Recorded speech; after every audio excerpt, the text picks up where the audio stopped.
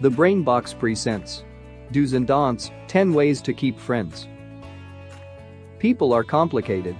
As social creatures, many of us crave the relationships and friendships that will help fulfill those social needs. Still, it can be difficult to make and keep friends. People are busy. Many people are juggling work, family, other friends, and responsibilities that reduce the amount of time for friendships. It takes a lot of energy to juggle so many things, which makes it more difficult to create and maintain quality friendships. But maybe the problem isn't that other people just don't have the time for friendships. Sometimes, we may be doing things that put other people off wanting to be friends with us. A lack of appropriate social skills or flimsy self-awareness can cause us to do things that make others want to steer clear. The good news is that we can learn and develop new social skills. Of course, it takes some work, but if you can narrow down why your friendships aren't working out, there is likely a solution for you. So, what are the do's and don'ts of keeping friendships? If you are new to this channel, consider subscribing so you won't miss interesting videos like this. 1. Do make sure you have reasonable expectations. Do you have reasonable expectations for your friendship? Do you understand what reasonable expectations in a friendship look like? Many of us have a mental image of what we think a friendship or relationship should look like. But then, we spend our time trying to make that mental image happen instead of focusing on what we do have. For example, perhaps you have this mental image of getting together with a group of friends every couple of weeks to party and have a good time. Are the people you meet the type of people who want to party and have a good time? Not everyone enjoys partying. Some people just want quiet time in a peaceful setting where they can unwind. They may find the idea of that much social interaction and partying to be too overwhelming. Mismatches in friendships can happen. It's not always a bad thing, though. Opposites do attract, to some degree. However, that difference can be something you bond over and explore together, so long as you have reasonable expectations. 2. Do not use your friends as an emotional dumping ground or therapy. Many people with mental health issues are looking for friends as a means of support. Unfortunately, this is the wrong thing to do if you want to maintain and keep your friendships. Yes, it's okay to build a support network and have some people you lean on from time to time when things are hard. However, you need to do this in moderation. Do not use your friends as an emotional dumping ground. Do not treat them like they are your therapist. It's okay to lean on them once in a while when things are bad, but if you constantly dump that emotional load on them, they will disappear. Look for a support group or a therapist if you need more support for life's problems or mental health issues. 3. Do say yes to more social engagements.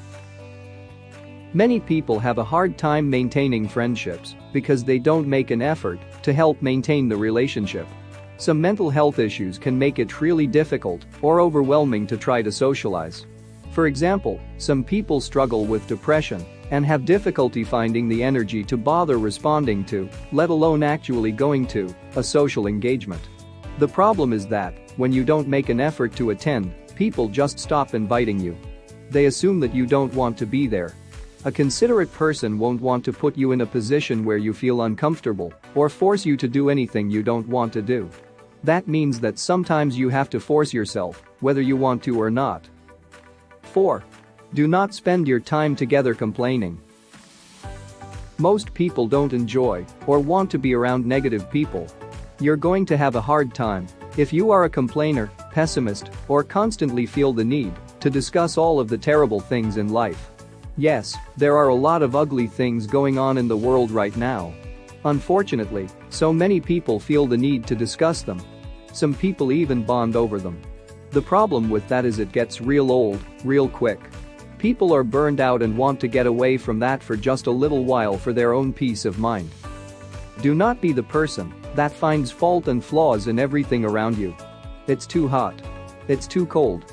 The waiter is taking too long. That person looks weird. This seat is too hard. There are too many bugs. That person can't do anything right. You're basically communicating to other people that you're a miserable person.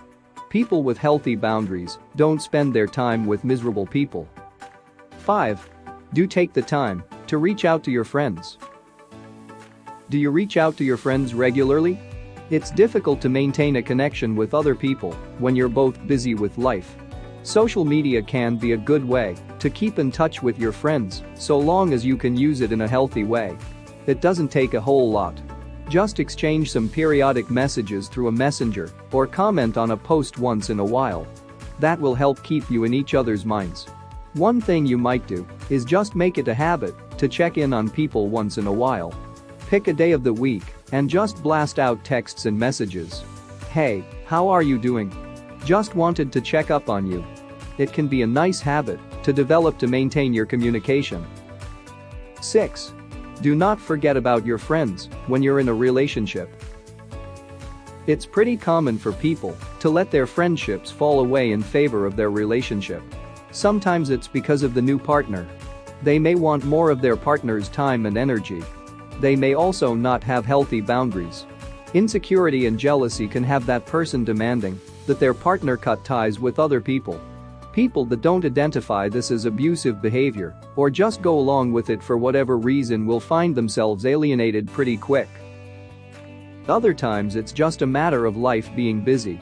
Relationships do require a fair amount of time and energy to make them work. The couple will have life responsibilities to deal with on top of keeping their relationship healthy and interesting. This is something to be mindful of when you get into a relationship as well. Make time to see your friends. Organize time to hang out. Don't make your relationship partner your sole focus. Otherwise, you will find that your friendships dwindle.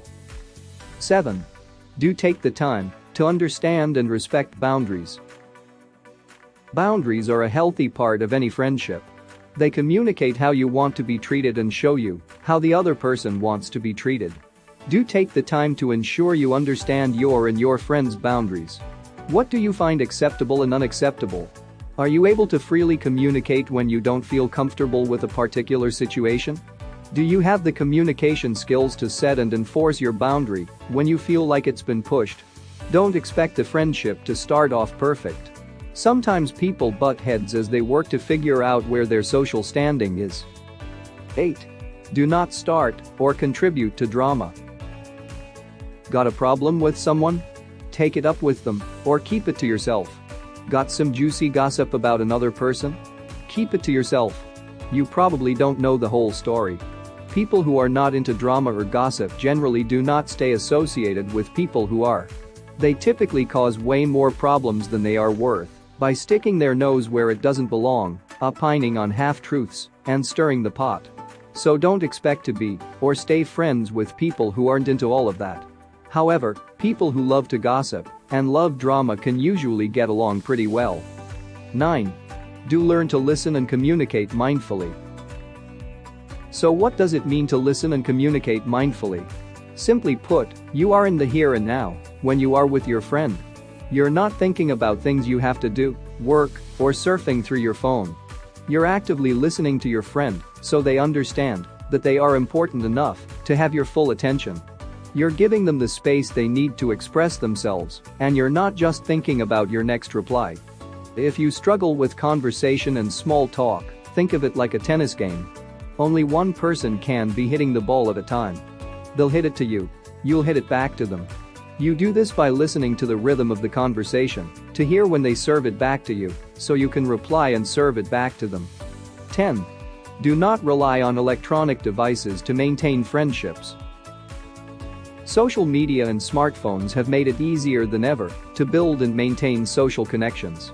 The problem is that electronic devices do not provide the same kind of mental and emotional feedback that face-to-face socialization does. There are a lot of different processes going on when we socialize with other people in person. The brain is picking up their cues and helping you deliver your own. This also helps with the production of various feel-good chemicals that the brain produces for happiness and well-being. You just don't get the same kind of thing with electronic devices. Technology allows us to be far more social, but far less connected and intimate. And it's not always about the person on the other side of the phone either. It's also sitting and looking at your phone instead of being in the moment with your friends in real-world social interactions. If you enjoyed this video, give it a thumbs up and share it with your friends. As always, subscribe for more videos. Thanks for watching.